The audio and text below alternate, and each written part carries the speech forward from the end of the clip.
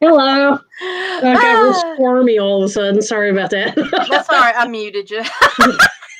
Thank you. I knew you're trying to put everything back. We were the admiring rocks your were running kitty cat. away and they're too close to my microphone. Hello. It's always something. All these last minute moving around. I know. So it is Wednesday, March 16th. St. Patty's Day tomorrow. St. Patty's Day tomorrow. Ides of March was yesterday. And first day of spring is Monday or Tuesday? Yeah, 21st, 17th. Yeah, I heard 21st. Monday. Yeah, Monday. Yeah. Monday. It's a lot energetically happening. Exactly. Just on an energetic level, not including everything else in the world. So, yeah, good times and tough times, all leading to more good times down the road. And as cryptic as that is, trust me, in 10 years, you guys will know exactly what I was talking about. And Iris and I talk about these things off camera. Yeah. So, back to the show. Welcome to Eyes of Indigo, Heather Hilton. Hello, glad you are here. Yay, thank you. Eyes of Indigo, we're here.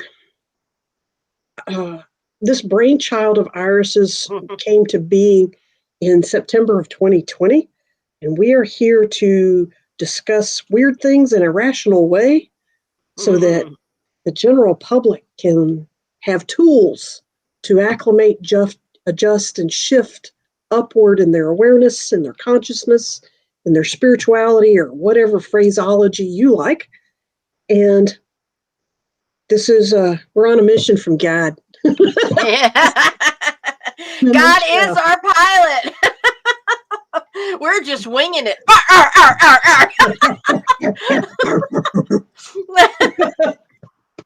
Cat's looking at me over here. The other, not, I'm pointing at Iris on the screen, but the cat in her room, off the screen is looking at me like, "What you talking about?" Bunch of dated quotes that are showing our age this evening, but we're doing this because we feel divinely inspired to, and we are divinely inspired to do it with a sense of humor. So that's what we do. Welcome to the show. If you are a regular visitor on the show, welcome. We're glad to see you again. And if you are new to the channel, welcome to the show. And we are so glad you came. If you don't know much about what is a Margot and what is an Iris, and why are they talking, where's this coming from, feel free to check out the very first episode back in September of 2020. And you can see it on YouTube. And it's called The Prequel. And it is a short 30-minute summary of our credentials. We basically interview each other, and then Iris edited it down.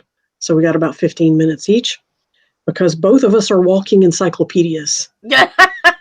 True. Both of us have a CV and a resume about 10 pages long, for real, not even kidding. And so we nutshelled it for you and made it a lot more interesting to listen to. On that episode, it's the very first episode, Iris posted that for us.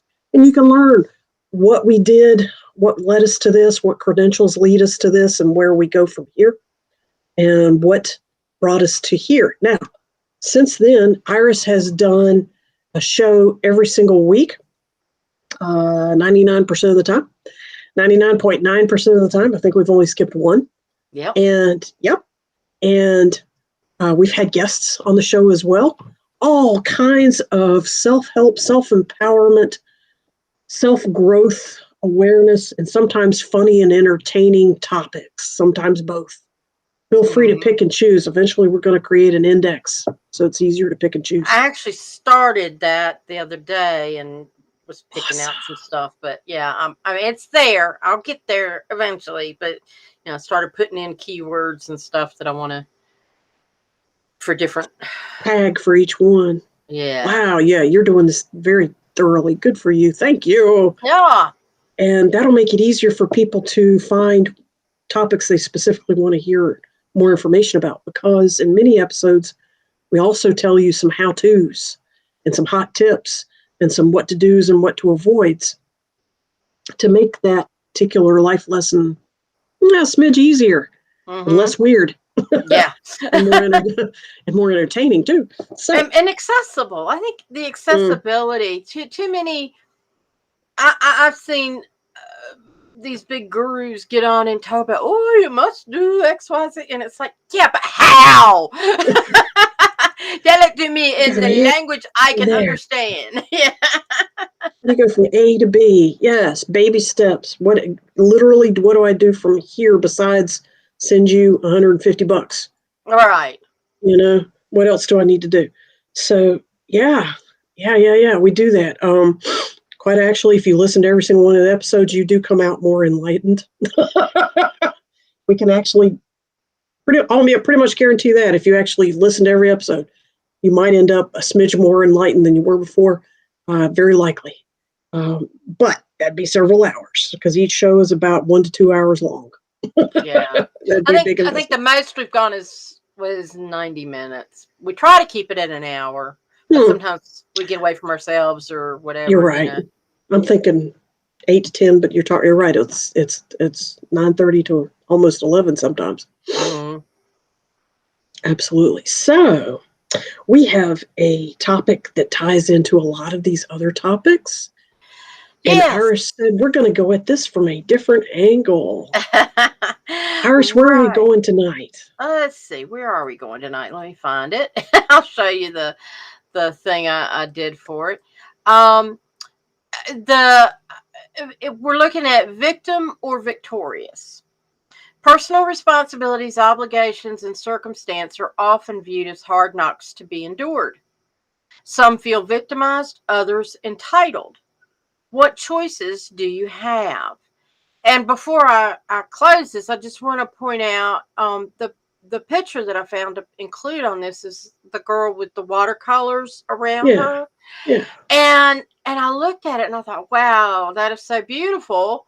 I really like those colors in the springtime, and she's got some yellows, but then you notice it is watercolors and the colors start running. And I just wondered, how many people look at that as a sad picture? And she's not smiling. She's not, but you can see her eyes. And it's like, do people see this as somebody who is damaged or as somebody who is beautiful and in spring watercolors? And that sort of kind of fits in with what we're looking at tonight. And then I'm going to turn our names off since we already know who each other are, and hopefully by now anybody else does too. So how did this whole topic come about? I guess we could start with the meme.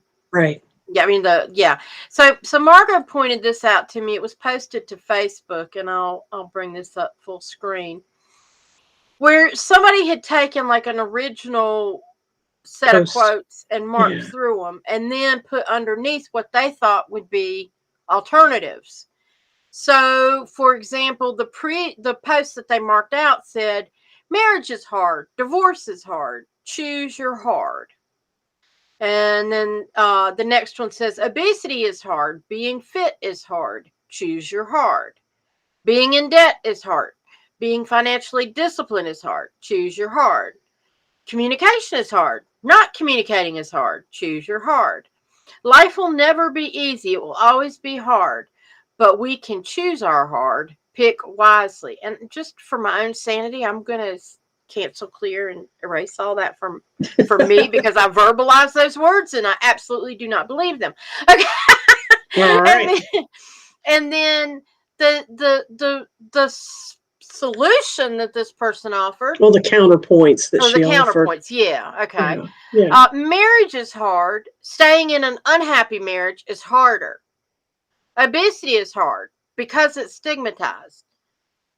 Fit is not always accessible to everyone.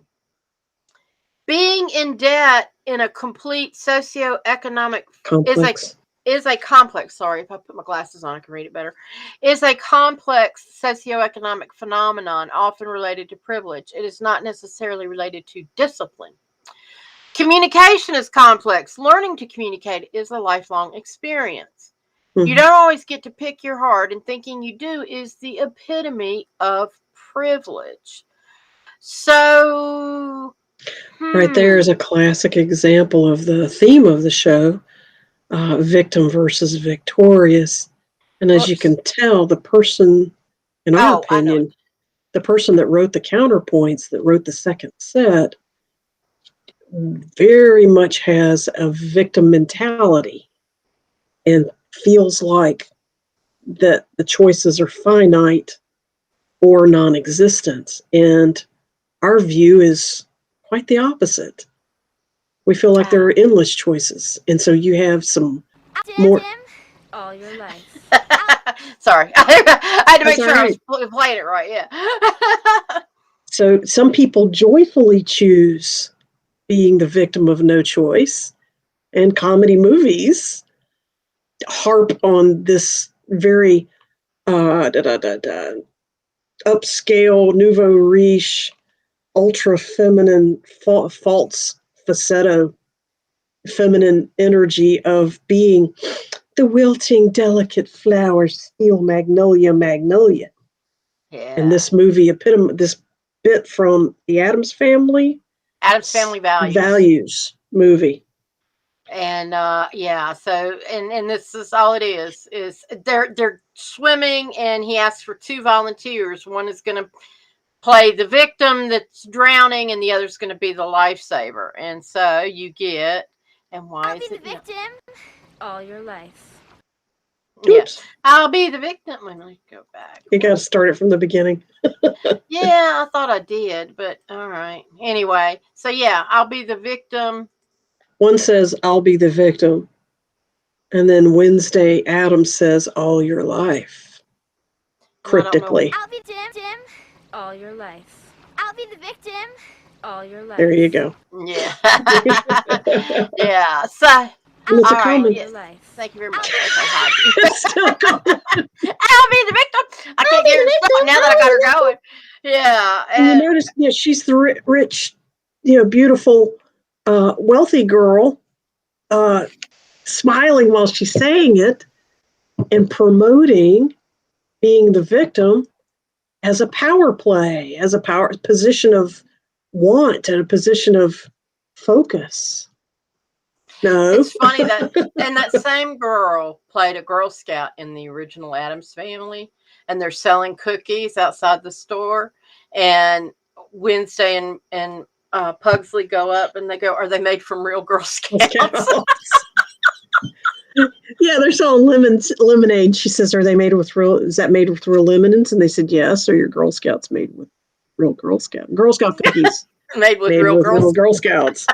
And she puts her nose up. She's a very good. She's a very good little actress, and they all were. Christina Ricci is awesome. Oh God, yeah. She's like 30 something, 40 something years old now. I feel so Yeah, old. Yeah. I know.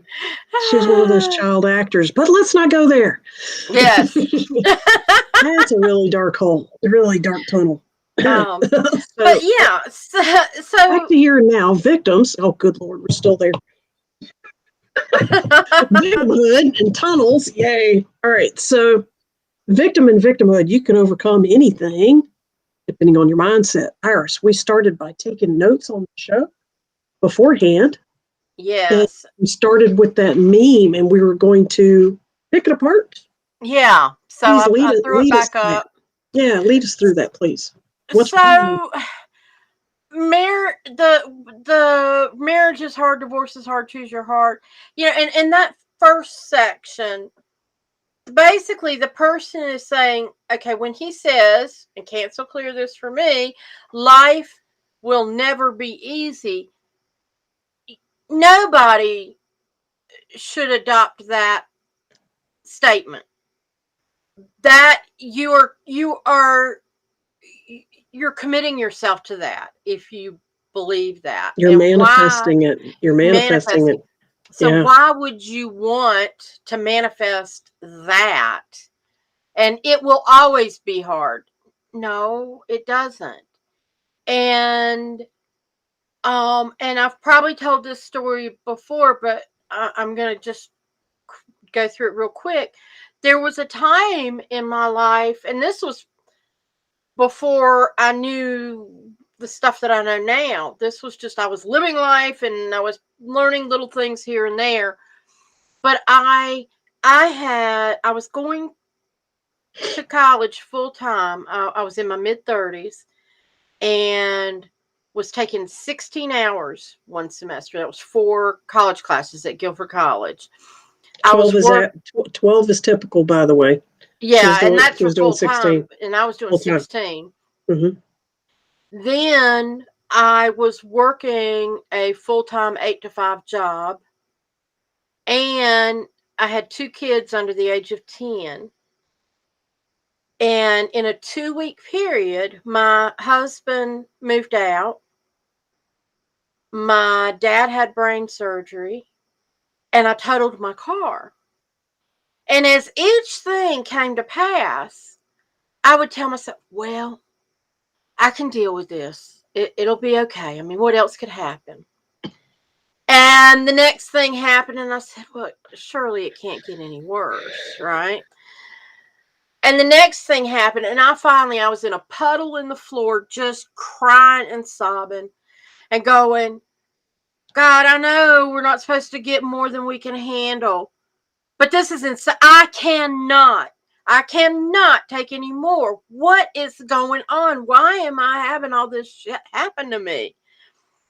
And I literally heard a voice over my shoulder go, stop asking for it. And I went, oh my God. I laughed. And I realized every time, well, what else can happen? Oh, here you go. Here's some more. Stop asking for it.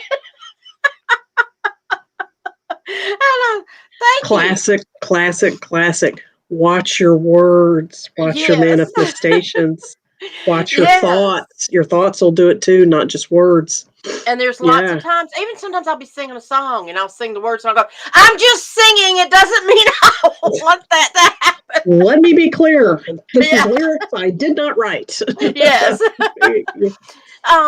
And Erase, so, cancel, delete. But hot tip, erase, cancel, delete, because the universe does not understand no, never, and not. yes. Erase, cancel, delete are proactive stop words that the universe Yeah. can understand. Yeah, feel free to use those when you realize you thought or said something that was not appropriate for you. Yeah. Yeah. Erase, I'll cancel, even, delete. Yeah. yeah. Yeah. And and so in all of these situations, especially in the first part, they're setting themselves up for, you've got 2 choices, hard or hard. Which do you want? And in the other one, it's a little fuzzy. I mean, it's like, yes, marriage is hard, but it doesn't have to be. Marriage is not hard. Staying in an unhappy marriage is harder. Not necessarily. Otherwise, why do millions and billions of people do it for decades and decades? Staying in an unhappy marriage is sometimes hard. Sometimes sticking your head in the sand like the proverbial ostrich or under a pillow is actually easier for someone who enjoys passive aggressive. They enjoy avoiding conflict. They have a value system that says can't do this till the kids graduate school or never, whatever your value or religious system might be. And it's easier to cope with looking the other way and tolerating BS in your marriage. So it's actually easier than getting a divorce in those cases. So their statement discounts and discludes literally millions, hundreds of millions of people that have had that took plan B. It's not necessarily harder. Yeah. It's not, and And it's not healthy, but it's not no. necessarily hard. Just because it's easy does not make it healthy. All right. Right. Yeah, Yeah, that's true it too. can be easy and not healthy. Yeah, yeah. And The and and simplest and choice is not always. hard is, what is hard? what does that mean? Define hard. Yeah. It can mean something different for every person. Mm-hmm. You know, I might find it I would find it extremely difficult to run a mile. But the next person, what are you talking about? I run 7 miles every day. Well, screw you. Yeah. They run 7 miles every day, but they can't talk about their childhood, which you can with great ease, to the point you wrote a book about it. Yeah. All right. So for them, writing a book is talking about your childhood is incredibly hard, but running a mile is easy. So you choose which belief system am I, or what and or course of action am I going to espouse? But where we're going with this is, what do you talk about? Saying marriage is hard, saying talking about your childhood is hard. No, those are erase, cancel, delete negative statements that keep you in victimhood. Yeah. You're just stoking the fire with that. And You're it's not. reinforcing your victimhood. Yeah. Yeah. Ugh, ugh, don't do that. But Exactly. we'll talk about, why do people do that. We'll talk about that in a little bit. Let's go ahead with the next statement on there. Obesity is hard because it is stigmatized. Fit is not always accessible to everyone. Obesity is very simple for some people. It's not hard at all. They have eating disorders. They have medical disorders. They have enabling life partners and family that help them gain weight because of socially accepted eating behaviors and so on, or ignorance. They don't know any better. And being obese is actually easy, and it's not stigmatized if everybody around you is overweight as well. And in America, we're pretty chubby as a nation.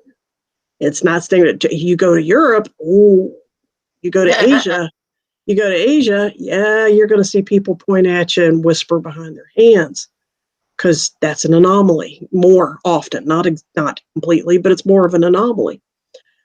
So again, it becomes context, and what are you focusing on?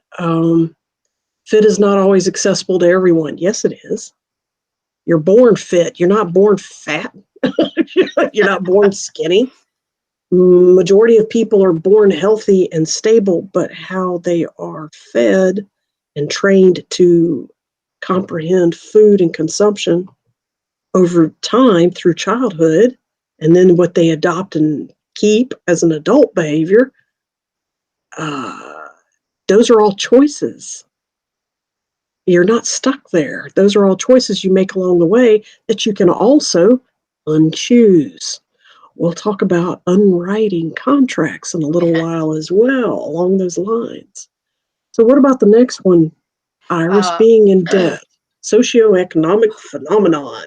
Explain that one. Being in debt is a complex socioeconomic phenomenon, often related to privilege. It is not necessarily related to discipline. And there's some people that I work with a woman who I love. She and her family, they do well for themselves, but she doesn't. She's also paying for a child in college, and she's got another one that'll be going to college soon. And but she takes her budgeting very seriously. And she was telling me that she said, I get frustrated sometimes because, like, my husband and I said that they wanted to get new outdoor furniture for their patio. And she said, okay, well, then we agree, and that's what we'll save for and purchase in the near future.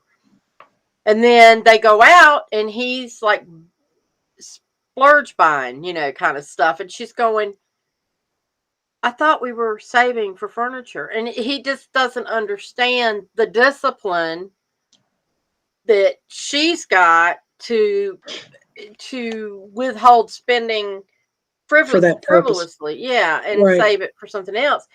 And she goes, get what you want. It's fine, but it just means it'll be that much longer. And we're trying to get this for the spring, and so there are choices that you make, or people that they get a credit card and then they're just so excited that they've got money and they spend it and then afterwards go, oh crap, I'm going to be paying on this forever. And it's one of those things that just never goes away because the interest accumulates and that sort of thing. It's a And very, very complex financial, socioeconomic phenomenon yeah. that if you don't learn how to do it, you don't do it instinctively. Humans are very much in the moment. Yeah, we Mhm. like that instant gratification.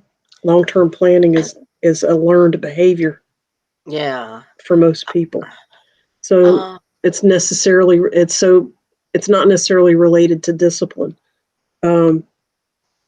Yeah, there are people that have no discipline and they're not in debt because of their wealthy fortunes of usually family or mhm. family business, but they're still in debt. So it's not about discipline. Yeah. Yeah. I mean, So, it's they might have the circumstances where they don't have to worry about that debt, but the debt still but exists. the debt still exists. Therefore, it's not hard. Being in debt is not hard for them. So it contradicts what these people are saying. Yeah, being in debt is no big deal to them. Right. Mm-hmm. Mm-hmm.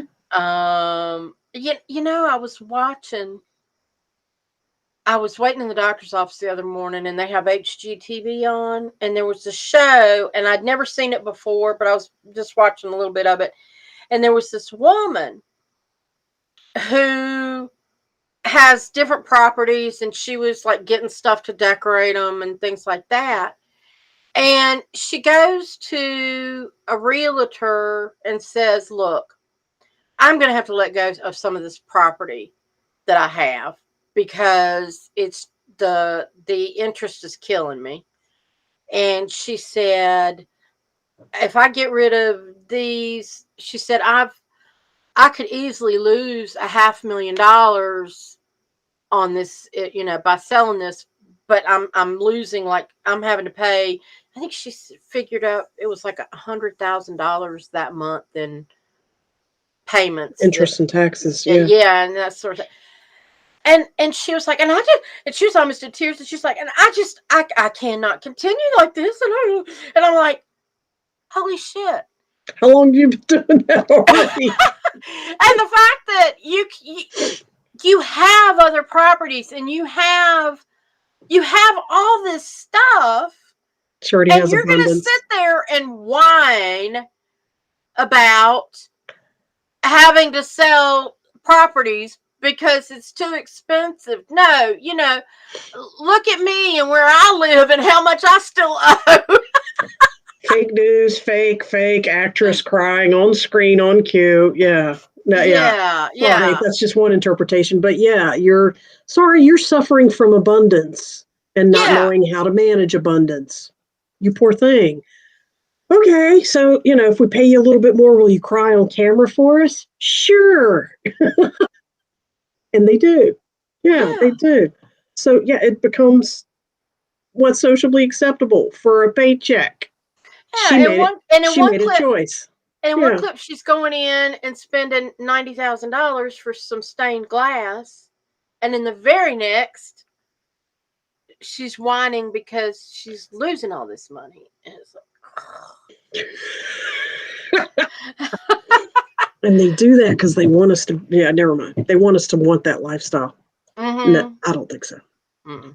So the next one, communication is complex. Learning Mm-mm. to communicate is a lifelong experience. It doesn't Communication is. have to be lifelong, first of all. Have you ever communicated with a baby, Irish? Ah, yeah. Have you ever communicated with a puppy or a kitten? I'm pretty sure they haven't done a lifelong of human sociology studies like this implies. Did you experience success in communicating with that baby or that puppy?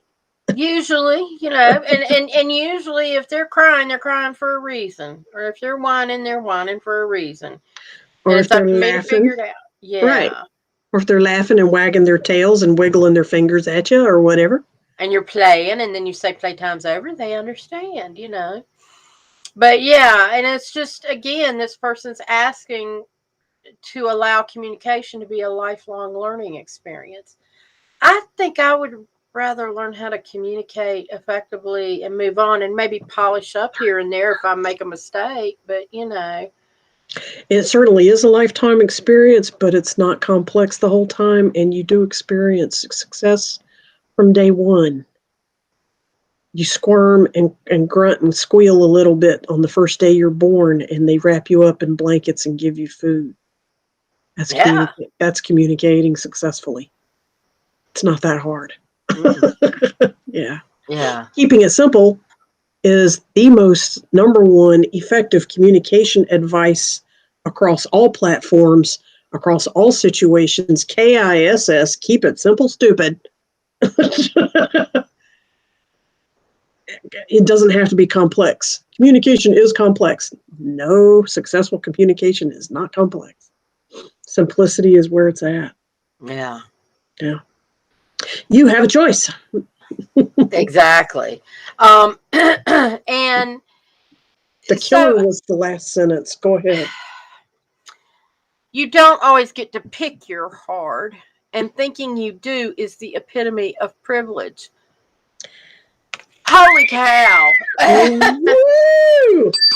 Wow. Major F up right there. Oh no, I'll celebrate. We do cuss here. Major Guess what? Yeah. Guess what? What? We have the divine right to have privilege and grace and ease in our lives. Everyone. Every single one of us. And there is enough abundance in this world for everyone.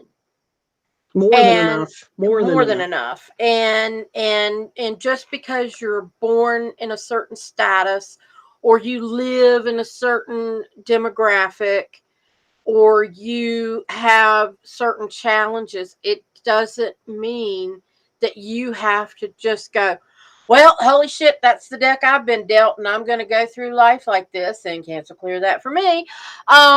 Because you don't have to roll over and take it. you don't have to roll over and take it. So Mm-mm. that brings us sort of to the next part that we were going to talk about, I think, is that Yeah. we, whether or not you believe this, Erase, cancel, delete. yeah, Keep going. Keep going. Keep going. A lot of things are established before we come here and inhabit the bodies that we have and do the things we do. Are you referring to before we are born? Yes. Okay. Yeah. And it may be that, you want to, there are certain things that you want to learn in the human experience, and so it doesn't mean, though, it's not like it's predestination or anything, because the choices you make change your circumstance. That's right. That's right. So when you're born and you get here, the universe, your guides and angels and all that stuff, they're going to start working, because they're going to go, Iris decided that she wanted to learn, maybe she wanted to learn patience. We'll just use that as an example. Ooh, big one. Yeah. And it's like, and I hear people now go, Lord, please teach me to be patient. No, don't ask for that. Not like that. Ask a different way. Yeah, because what happens is they're going to give you things that trigger you that need patience. That need patience, and you're going, how can I learn to be patient when everything bothers me? You're giving me all these triggers. Yeah, but it's so. But you signed up for the major life lessons. You signed up for Maybe it. patience is one, but yeah, you signed up for this. And that was just an example, because it's an easy one for people to relate to. But yes. you can, first of all, when you recognize that things are coming at you in a difficult way, you can have the option to say, there's a couple of different ways you can approach it, but you can say, first of all, recognize why this is happening. So when I ask for patience and I'm given a difficult situation, and I'll go, oh yeah, I did ask for that, didn't I? And recognize that, then I'll say, I want to learn patience in a way that is filled with grace and ease, and that I can watch other people and see how to. Yeah, you Grace and ease, don't. baby. Grace and ease. Yeah, you don't have. I don't have to have this the hard way, and I'm not going to take it the hard way anymore. I refuse to accept that. Um, so that's one way. But typically, what happens with a lot of people is something goes wrong, and then they, kind of like me sitting in the puddle, why is this happening to me, and why, and and when you make a mistake or you have a situation and you don't know how to handle it, one of the things that you can do is stop and stop being self-critical, Mm-hmm. because first of all, we are human and we make mistakes. Stop and step back. Step back, Take a breathe, deep breath. Yeah. and look at that situation. There's a couple of questions that I'll ask myself at the very beginning. Take notes, y'all. Write this down. I did. Yeah. One of the first things I'll do is say, whose voice is that I am hearing in my head? Because if I'm hearing stuff like, how could you do something so stupid? Or how could you be that way? Either it is my old self talking to me, or I'm lamenting because I'm thinking about, like, would my mother approve, kind of deal. And those were things that I would ask myself when I was worried about My getting mother, approval my from my mother. church. And Yeah, my or you husband, ask, or yeah, your maybe you had an spouse. ex or a current spouse, and it's like it's their voice that you're hearing. The Who disapproving. Who's who said disapproving in that your to you head? the last time? Yeah. Yeah, what was the situation, and how did you handle it at that point? You're And you're identifying the trigger. yes, Step back and yes, identify the trigger, which is usually the voice in your head. What is talking in your head? in your head, exactly. Yeah. And then you also you ask yourself one thing, and it sounds crazy, but it's like, how am I benefiting from this? What benefit do you get from the bad situation or the bad decision, or, The you know, self-derogatory, well, self-deprecating not, talk. and not just the Re- derogatory language, but when I say what am I getting from this, what I mean is, like, okay, if you say you're overspending and you've racked up a credit debt, how is that credit debt serving you? How do you justify it? How does it serve you?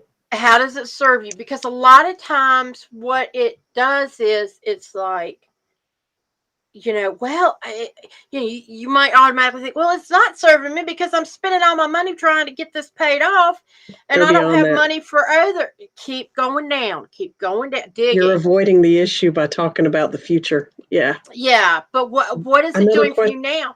a And one of the parallel, things, a parallel question you put out earlier. Why did I allow this? why did I allow this to Why did happen? I this? So moving past that, yeah, like that evasive answer, going back in, another way that a question you gave was, what could I have done differently?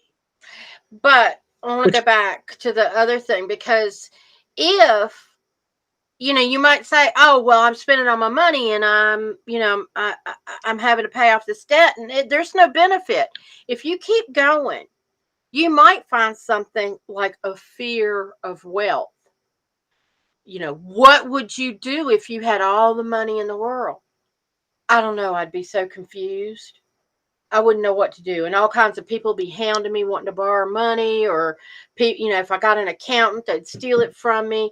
So even though you think that you might want a lot of wealth, if you have a deep-seated belief Against it.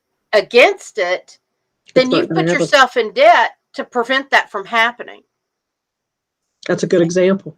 Yeah. And so if you can turn that around and go, well, no, if I, recognize and deal with the issue of having too much, and then you'll allow abundance to come into your life. And that's a part of that step back, take a deep breath, and honestly look at yourself. Yeah. Absolutely. What is this triggering in me? Right. Right. What can I do differently? So What that's am I where, allowing? how does this benefit me? And it's just like some people, who are chronically sick. What is that called? Hypochondriac? Hypochondriac, Hypochondriac? or and actually, Sometimes. Science has finally caught up and realized that, yes, we can mentally affect our health. Okay. Yeah. So they might legitimately be sick, but it's got a mental basis. Why am I sick all the time? How is it serving you? The practice of body talk addresses that directly. Yeah. Yeah. Your mental state affecting your physical state. Yeah. Yes. And a lot of times people find that, well, when I'm healthy, I end up having to do everything and nobody pays attention to me. Reinforces your victimhood. Yes. Yay. You keep making poor choices because it reinforces your victimhood and it justifies your victimhood. And what does victimhood do for us? Which is the essence of the question. Why are you doing that? What does it do for you? I have a speech about this. Being the victim is a position of perceived power. Someone who is the victim feels that society and or a group or both owe them a debt for their victimhood. You divorced me and made me sad. You took away my marriage. You spent all my money and now I don't have any, or we're poor, so you owe me one. You hurt my feelings, so now you owe me because poor pitiful me, my feelings are hurt and you insulted me, perceived or not, real or not, and so on and so on. Those are just some examples. There are mental illnesses that these people are, it's called gaslighting. They set other people up to do stuff back towards them that makes them look like they are the victim so that they can then blame the manipulated person for perpetrating the crime. And that person never knows that they were set up to do that crime, that they were coerced into doing that crime. The term for it is gaslighting. Feel free to look it up. But yeah, there's all kinds of ways to reinforce your victimhood because you are in a perceived position of power if everybody owes you. Everybody is in debt to you because you're the poor little victim. So nobody loves me. Nobody loves me. You should buy me flowers. And what happens? Everybody goes, oh no, I love you. I love you. Hugs and kisses and flowers, and I'll take you to dinner, and I'll be your friend, and listen to you whine about how nobody is your friend. Yeah. Yeah. And then what those people are saying, why are they? And you eventually push them away and see, nobody loves me. Well, you push them away. Self-fulfilling prophecy. Self-fulfilling prophecy, which brings us to another point you made during our pre-call, is manifesting through repetition, which affects your subconscious and putting out that ripple effect. Yes. Talk about that, please. Well, first of all, if you when you do that over and over poor and over. pitiful me, and and you do it enough, you've gotten yourself into the habit. Just like any habit, if you want to stop a habit, you have to recognize when you're doing it, stop, and change your behavior. Yes, and then you do that enough times, and that better behavior becomes your new habit. Train your brain takes about roughly 28 days. Some people can do it in 2 weeks. Yeah. And the other thing is, Negative energy feeds off of negative energy. Positive energy feeds off of positive energy. Yay! So when you're feeling that, I call it the Rosie the Robot syndrome. If anybody remembers the Jetsons, Yeah. You're attracting like-minded people. Like vibrations. And those types of vibrations, you're encouraging negative energy to be around you, and that's just going to help you dig your hole deeper. But if you can change your behavior and start recognizing the positive things that you do have, we're not saying, be a Pollyanna and think that everything is okay and hunky-dory and but We're talking about reasonable. Yeah. yeah, and then people will start reacting positively towards you. So if you're feeling like, Kai, I always look so frumpy and why can't, well, what are you going to do to change that? Instead of spending energy whining about it. Yeah. How can you make yourself feel better about yourself? Put out that ripple. Yeah, and whose voice is it in your head that's telling you that you're not good enough to begin with? That's Absolutely. a big thing. So many times we either feel like we're not worthy or we're not capable. Right. Incapable. And right. And that's a so mindset. Far from that's a mindset. Excellent book, a how-to book. You said you have a copy of it there, of how to get away from this judge in your head, this negative self-judge, yap in your head, always putting you down. 4 Agreements by Don Miguel Ruiz. The 4 Agreements. To turn it sideways so they can see how little it is. It's a relatively thin book. Open it up and show them how big the print is. Oh, wait a minute. Yeah, see? Look at all the spacing. That's a fast read, guys. And and you can pick it up and put it down at different chapters if you wish. It's a very straightforward, easy Don Miguel Ruiz. There's his picture. Nice guy. Real cool. He's a shaman and a medical doctor from way back. I think he's been teaching since the 90s, or at least. And his son wrote a sequel, The 5th Agreement, stuff like that. So check out the 4 Agreements. If you've read the 4 Agreements in the past, strongly recommend you reread it because it's going to mean something different to you now. It's one of those kinds of books. And it will teach you step-by-step practical advice to override that automatic negative judge yapping in your head that criticizes you. On the inside cover, it says the 4 Agreements. Be impeccable with your word. Don't take anything personally. Don't make assumptions, and always do your best. Avoid assumptions, always do your best. Be impeccable with your word, and nothing is for granted. And we know what it means. I remember learning this in high school, and I just thought at the time it was so risque that my teacher put this on the board. But never assume anything, or you'll make an ass of you and me. Assuming makes an ass of you and me. Yep. And how many times? That's taking things for granted.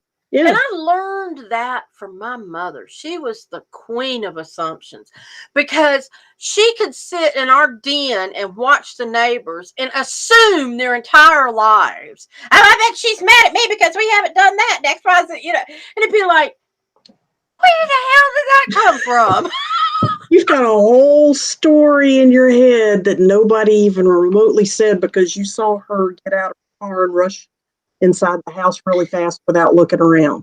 Yeah. How does that make her hate you?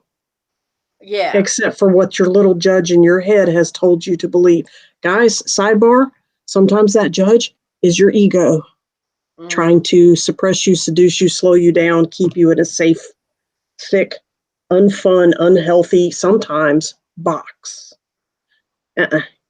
Teach the judge. We're not talking about killing it. We're not talking about shutting it down. Teach the judge how to talk to you positively and encouragingly instead of negatively. It's easier than you think. You just got to choose to try. I mean, Yeah. I grew up with Take so baby many steps. times in school and all that bad talk. Oh, they must think I'm stupid.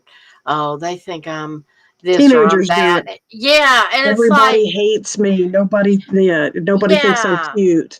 And as Yeah. soon as I started living Cancel, delete. and to the point of going, I'm me. This is who I am. I'm doing my best and I'm happy with who I am. And being honest with people in the expectation that they would be honest with me. Yeah. And if I make a mistake and they are honest with me and I apologize, Own forgive me. it. I own it and I make reparations. How can I make this better? What can I do to change it? And if they don't Setting want to out that hear it, ripple. if they don't want to hear it, that's their problem.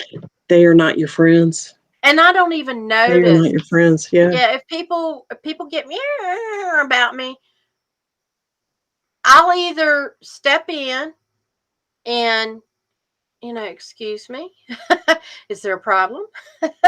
Or go, well, that's their issue. If they want to whine and cry and assume Yeah. that's their position, Yeah. I'm not going to feed that. Something we didn't talk about offline that I just thought of just now, Iris, that you just stepped right towards.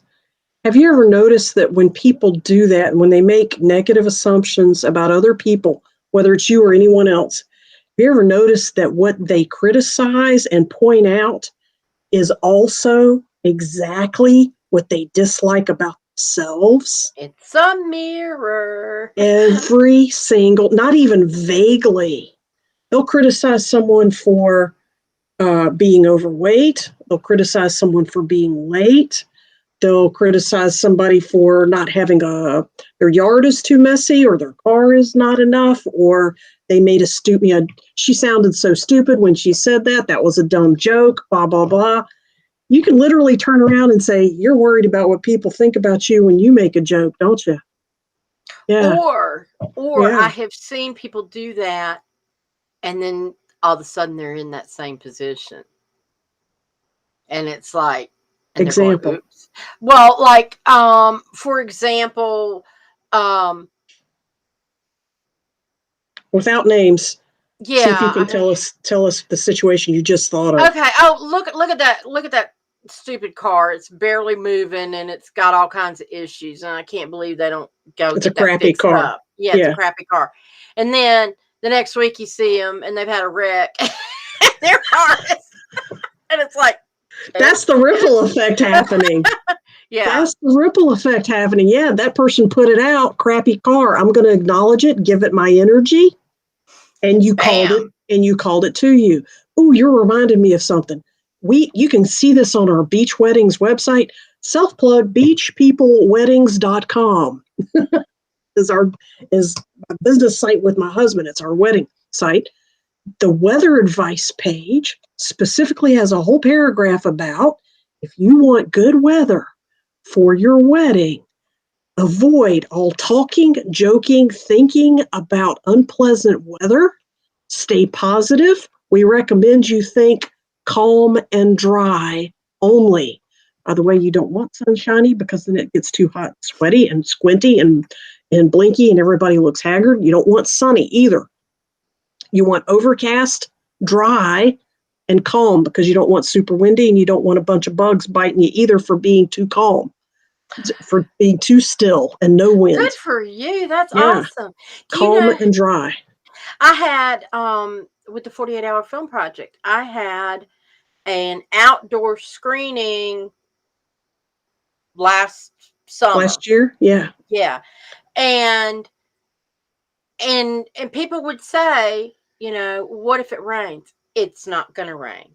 we set a rain date, but then I forgot it. It was like, Cancel and it. I just used that to appease everybody else. But I told people, no, it's I hope it's not too hot. No, it's going to be beautiful. It's going to be perfect. Absolutely. That day, And we it say was that in every perfect weather. The sun went down, and because we're outdoors, it's the outdoor theater, and it was just a nice little cool breeze going through. perfect. Everybody was comfortable. And then I looked and I saw before it got dark, I saw people going, this. At the end of the evening. And they go, and they said, well, at least I brought some bug spray. And they were spraying bug spray. And I just kind of threw it out there. We don't need the bugs. And all of a sudden, this bat comes through and just kind of flying low. But I was like, oh, cool, thank you. And then somebody goes, oh, my God, it's a bat. And I said, look, I got the weather perfect for you. And now I bring something in to get rid of the bugs. What the hell are you complaining about? What else do you want?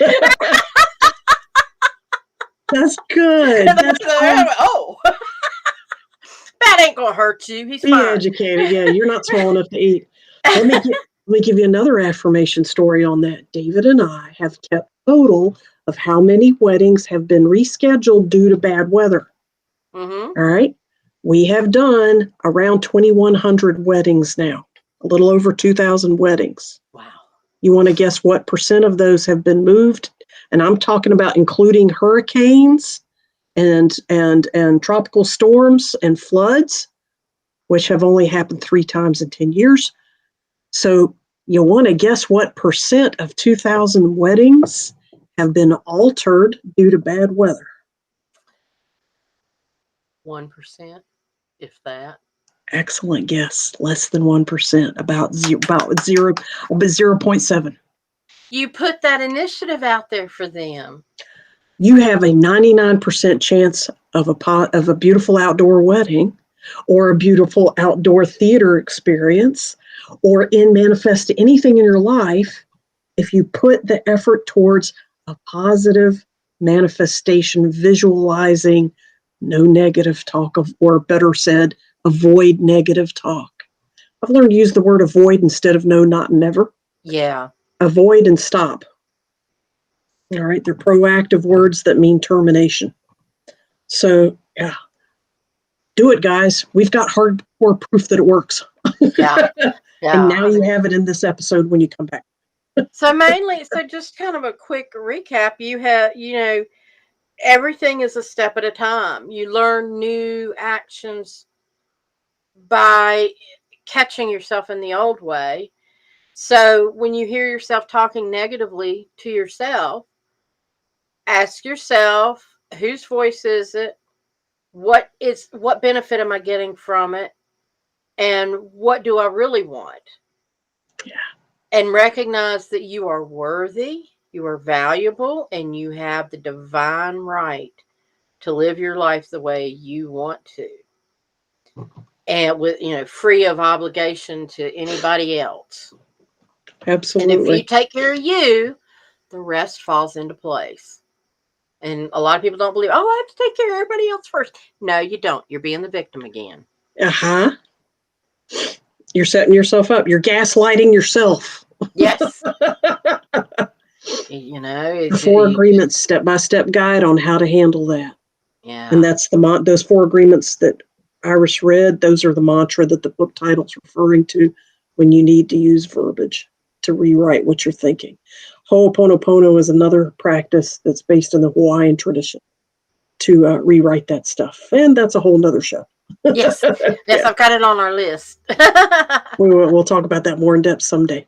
So we have gotten down to 10:30. Iris, closing comments, observations. I think I gave my little synopsis, and if anybody has questions, of course, they're always welcome to comment in our show. If you're watching the video later, make a comment. We get notifications and can address them there, or you can message us on Facebook, or you can email Iris at iriscarter.com, Or for you, it is, Margot at indigoanswers.com. yeah. Yeah. So, And yeah, if there is a topic or an area of life that you want to suggest that we do a show on, we just might. And so feel free to put that in the chat or in the comment section on or if you have a posts. concern or an interest, Absolutely. because I Feedback guarantee you, other people, if you're having a problem or a concern, you're not the only one. anywhere in life. Yeah. Yeah, and sometimes you can say, "What can I do to change this?" Or what, and maybe you're having a hard time working through something. If you're willing to share it with us, we can keep it anonymous and build a show around the idea, the concept. Or if you want to learn how to do something, or yeah, I mean, we're open to all kinds of ideas. Absolutely. Number one stress reduction technique nowadays, avoid watching the news, especially on TV and radio, and avoid listening and watching commercials during shows and in between shows. If you take those two things out of your day-to-day routine, your stress will drop by at least half because a lot of it is subconscious. Yeah, Yes. just FYI. Little Yeah. tip on the way out. Folks, have a wonderful evening. Thank you. Have a great week. We appreciate you guys being here. Namaste. Thank you, everybody. Namaste. Bye. Thank you for joining The Eyes of Indigo with Iris Carter and Margot Ross Sears. Music is Arcadia by Kevin MacLeod of Incomptech.com, licensed under Creative Commons. Visit our Facebook page for broadcast details at www.facebook.com/Eyes of Indigo. Show is copyrighted 2022 by Iris Carter and Margot Ross Sears.